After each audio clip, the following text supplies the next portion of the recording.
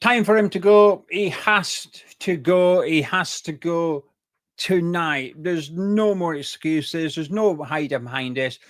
This is, you just cannot defend this. I don't think anyone will attempt to defend this from Graham Potter, but I'm talking about the board. They cannot defend this anymore. They know he's not good enough. They've approached other managers. They've met Nuno twice in the last 2 days. They know they need to sack Graham Potter. Between then and now, we've just been beaten 2-1 by Crystal Palace. And apart from a 15-minute spell, it was another pathetic performance from West Ham under Graham Potter. It was another goal conceded from a corner, another headed goal conceded, another goal on top of that conceded from a cross. He ain't turning this around. There is no chance he is turning this around. He has to go. He has to go tonight. I want to see that corner flag on that article on the official website this evening, thanking Graham Potter for his effort, and off he goes and announce someone tomorrow. It's going to be Nuno, whether you want him or not, whether I want him or not, it doesn't really matter. Nuno's going to be the guy that replaces him. Let's get him announced tomorrow, get him in on Monday, and the following Monday, we play Everton. Potter has to go tonight. That was a game with his job on the line, and the performance from the players said, I know you're off. That was a performance from players that knew the manager was leaving, in my opinion. Anyway, welcome to Hammers Chat. Welcome to Talk a Good Game. It just finished West Ham United 1, Crystal Palace 2. I'm going to talk about it. If you want an angry West Ham fan, you're not going to get one here. I'm not angry. I'm a bit sad. I'm a little bit pissed off. But I'm pissed off with Potter, and that's it, right? That's it. I'm just fed up. I'm just fed up of Potter. I'm just fed up of his football. I'm fed up of us defending corners like that. I'm just fed up. I just feel fed up. If you're new, I think I've already said it, but if you're new, subscribe. Regardless of if you're new or not, please do drop a like on the video by clicking the thumbs up button. It helps out the channel and it helps out this video quite a lot. So we could get 1,500 likes. That would be fantastic. And just one point of direction of our Patreon. If you fancy supporting the channel, if you like what we do, you want a bit more content, even if you don't want a bit more content, all you want to do is just to help us keep doing videos on YouTube. Please do consider joining Patreon, patreon.com/HammersChat. And we've got stuff over there that's not videos as well. The prediction competition we do for every single game. I think that's one of the best things about Patreon. So do consider giving it a go. It's from $3.60, so less than £1 a week. Plus you can sign up for free and get a week's free trial and see what it's all about. We'll be doing the player ratings on Monday morning, myself and Gonzo. Anyway, the game started. It was quite scrappy between two different teams. I think neither team were great. Neither keeper was busy. Henderson had nothing to do. Areola had nothing to do. I don't think it was just a low tempo. It was a little bit scruffy, just really lacking in quality. I thought we were struggling a little bit with Pino picking up areas in behind our midfield in front of our defence. We were struggling to mark him, but he wasn't causing us too much trouble. And there wasn't much in it in the first half. The game was in the balance, but it wasn't because we were playing so good we were keeping Palace. It was just because Palace weren't playing very well and we weren't playing very well. That was it. It was just two poor sides in the first half. But then they made it 1-0. Shock horror from a corner. Unbelievable, right?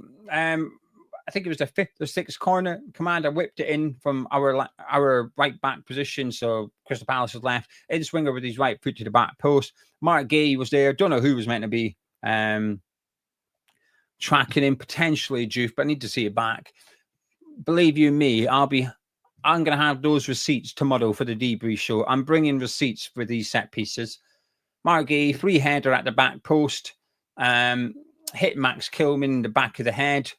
Hit the bar. I think Areola might have tipped onto the bar. Landed at, or he might have saved it, sorry. Landed at Mateta, who just knocked it in with the header. 1-0 Crystal Palace. It's as simple as that. Honestly, when you play us, just get corners. Just come down the line, hit it off a defender, get a corner, whip it in, you might score. And just keep on just getting corners. All you have to do is just rack up the corners against West Ham. You will score. 13 goals we've conceded now. 7 from corners. 7 from headers. It is terrible. It is dreadful. The worst thing about it Last week after the Tottenham game, Potter got asked about his set pieces, and ironically, he defended the set pieces. He said, yeah, we were all right at defending them. We were good. We've made a mistake. They've scored from one. We're good. He defending set pieces. Then he did his press conference on Thursday, got asked about them, and he said, well, everyone knows it's a problem. Well, you don't. Less than a week ago, you were telling us we were okay at defending them. You've changed your tune. And he said in his press conference, we've been working on them all week. Well, if that's the result of working on them all week, then done. Palacios is the guy in charge of set pieces, clearly not very good at them. And the way we approach defending corners today is the same as what we've been doing. There was nothing different. I'm bringing receipts tomorrow, Mr. Potter. Mr. Palacios, you might be gone by then. I don't care. I'm bringing receipts anyway. We defended corners today like we normally do anyway. So when Mark Gay made his run to the back post, he knew he was going to get a free header at the back post. Why? Because fucking Tottenham did it last week. They've just copied Tottenham from a week ago, and it's worked. I said I wasn't angry. I'm pissed off with Potter, and I'm pissed off because we conceded identical goals. Granted, Mark Gay doesn't score, but it's the same thing. Deep corner to the back post, free header at the back post. The exact same thing. And he sat there during the week saying, we've been working on it all week. Really? Either you're lying or you're shit. Or both. You're lying and still shit. It's one of the three. He's gone. I feel like it's a bit pointless discussing Potter because I'm quite confident he's a way to get the sack. I'll be fuming. If Monday morning he's still here, I'm going to be fuming. Anyway, halftime came and went. We didn't do any subs. We don't do subs at halftime. But do you know what? In the second half, there was an early scare from a corner. Good corner in. I think it was Wharton because it came from that side of the pitch. And Lacroix, free header. He was stood on the 6-yard line in the middle of the goal and had a free header and it hit the bar. Our defending was non-existent. Just nothing. No one marking him whatsoever. Paqueta gave him a slight nudge towards the end just to put him off, but it should have been 2-0, right? From that point on, until maybe the 65th minute, so we maybe had 10, 15 minutes. Do you know what? I enjoyed it. I thought we played some good football. I thought we played some all right stuff. We got a goal from Jared Bowen. Juve took a corner, which was nice. I think a lot of people have been wanting to see him take more, myself included, especially from that side of the pitch. It was a decent corner. It was a decent header by James Ward-Prowse. Max Kilman does what he does, which is duck when he's in the air, and it ended up in the back of the net. Good goal. Equaliser, game on. And do you know what I thought it was game on? Foolish me.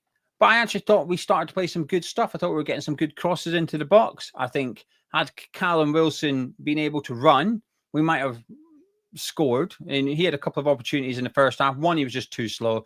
The next one, it was a bad first touch, cut back on himself. And then in the second half, the ball came across the box and he was just not getting anywhere near it. To be fair, it wasn't a lack of pace. I think it was just an overhit ball. But his lack of pace certainly didn't help him. So I think we've seen the advantages of Callum Wilson against Nottingham Forest. I think today we might have seen the disadvantage of Callum Wilson playing for West Ham. He just looked old. He just looked old. But I thought we were playing some all right stuff for that 15 minutes. I thought we were putting the pressure on. They were creating some half chances, just not really taking them. And that's the problem, isn't it? We just don't take them and we don't create clear-cut chances. But then it felt like the inevitable happened, which was we would run out of enthusiasm. That spell we had would just fade away. And then Crystal Palace made it 2-1 into the 68th minute. Now, if I'm honest with you, I'm going to sit and be... I think this is unpopular because I did watch along and I feel like my opinion was unpopular. But I'm going to keep my opinion because it's just that. I'm not saying I'm right. It's just my opinion. And I'm going to remain honest. I don't blame Mavropanos or Walker-Peters. I think the one person that I'd be looking at thinking you could have done a bit better for this goal was Fernandes. I think Chris Richards has come down the right-hand side with Munoz, which has dragged Paqueta out. I think it's made Paqueta a little bit uncomfortable because he's had to come out and play on the touchline a little bit because Juve was occupied by Munoz. Richards pulled Paqueta out and it gave Adam Morton that bit of space So the ball went back to Adam Wharton, and I felt like he had all the time in the world. And I thought Fernandez was a bit slow at getting out to him. Good ball in. Mavropanos wins it, beats Mateta in the air, but unfortunately, Mitchell's put the brakes on. He stopped following it in and let Mateta go. Walker-Peters and Mavropanos have followed it in. Mavropanos has had it, sort of clattered, fell into Mateta, who's then sort of bundled into Walker-Peters. So by the time the ball drops back down, Mitchell's got all the space in the world, and it's a fantastic finish. Don't get me wrong, right foot as well. His weak foot volley smashed it past Areola. But I don't really blame either of the defenders. I think it was just poor closing down for Adam Wharton. But from then on, right, there were 7 minutes of stoppage time as well, so 30 minutes. So after Palace made it 2-1, there was half an hour. The subs didn't make any difference, I'll be honest with you. Magassa come on, didn't look great. Guilherme come on, didn't look great. So the subs made no change. Fulkrug replaced Wilson, didn't look great. But with that half hour, we were there was nothing. I don't remember anything. I don't remember any half chances. I remember Bowen having a shot after Fulkrug cut it back to him, but I wouldn't even describe that as a half chance. You know, it was whipped back with pace, and he had hit it first time and blazed over the bar. We didn't trouble Henderson at all. We didn't create anything. A couple of balls went into the box. Paqueta had a back post header, but I think that was 1-1 at the time. When the ball came in, Paqueta headed it beyond Dean. Henderson, Richards hooked it away. I'm not sure it would have went in anyway, but we just created nothing. And every extra 5 minutes, the players just looked like they'd given up more and more. By the end of it, I thought Walker-Peters was the only one trying. Honestly, by the end of the game, I thought Kyle Walker-Peters was the only one still trying to do something. I thought the rest of them had just given up. You know, we as fans, a lot of us have a theory that if we lost today, Potter would get sacked. I think a lot of the players had a theory that Potter gets sacked if we lose. It was just the players gave up. There was nothing. The last 5 minutes, it was that bad. Last 5 minutes, Mavropanos was playing a striker. Lucas Paqueta was centre back. He was the one, and he had to do some good defensive work as well to prevent it being 3. And Palace could have made it 3. They were a little bit more composed in the final third. Munoz, in particular, wasted a really good opportunity. But he only made 3 subs. He didn't even make all 5 subs. The subs he made, whilst I was okay with 1 or 2 of them, not all 3 of them, they didn't have an impact. There was nothing good that came out of the substitutions. We didn't get any better. I would argue the subs made us worse, but I don't necessarily blame the substitutes in terms of personnel. I think it's just us. I've only seen us play good for 15 minutes under Graham Potter in spells. Lewis made a joke during the watch along. This is our good 15-minute spell. Enjoy it. Well, he wasn't wrong. We played good for 15 minutes and that was it. It just fizzled out completely. There was just nothing. Absolutely nothing. We continued to attack the same way. We continued to defend the same way. And the thing is, against Tottenham, I don't think every player had a bad game. Today, I don't think every player had a bad game again. I think there was 1 or 2 players in the claret and blue that actually did all right. I thought Walker-Peters did all right. I thought Mavropanos had a good game, despite them being involved with the second goal. But like I said, I don't blame them. I thought Mavropanos had a good game today.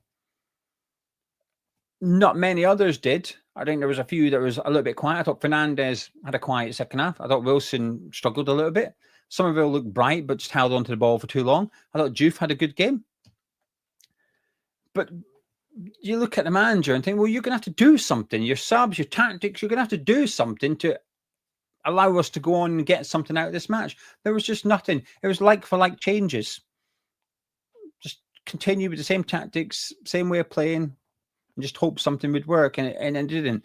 Yeah, he's got to go. We cannot sustain this. Like this, we continue with Graham Potter, we get relegated. Every game now is just a game less for the new manager. He has to go tonight. The club know he has to go. They've held interviews with other managers. So they know he's not doing good enough. But what we've just seen, you just can't defend it. There's not even there's no green shoots. There's no encouraging signs. There was a 15-minute spell because Crystal Palace sat back. That's not enough. Anyway, I'm going to leave it there. I'm going to disappear.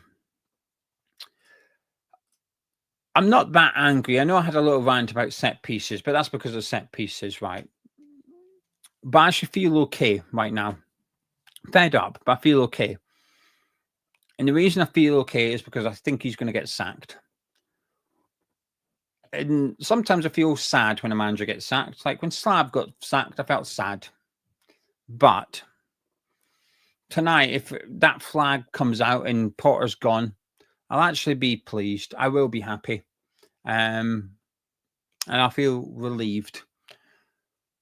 And I might think we might get something against Everton next week if there's change. But if there's no change, we're getting beat next week.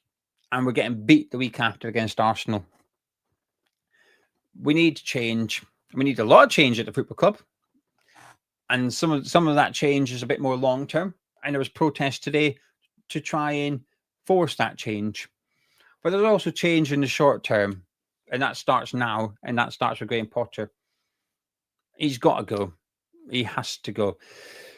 Anyway, hope you all have a fantastic Sunday. I'll be live at 10 a.m. tomorrow. If anyone fancies joining me for a little chit chat, we could be discussing the game. We could be discussing the fact that Graham Potter has just been sacked. We could just be discussing the fact that Nuno has been announced as the new West Ham manager. We don't know. But I'll be live at 10 a.m. tomorrow regardless. So if you're kicking around, do come and join me for a little chin wag. I'll be getting involved in the live chat. And just want to say a massive thank you to Mice before we disappear. Mice Collective said, we mice want Potter out. I'll tell you the one mouse that doesn't want Potter out. And that is James Ward-Mouse.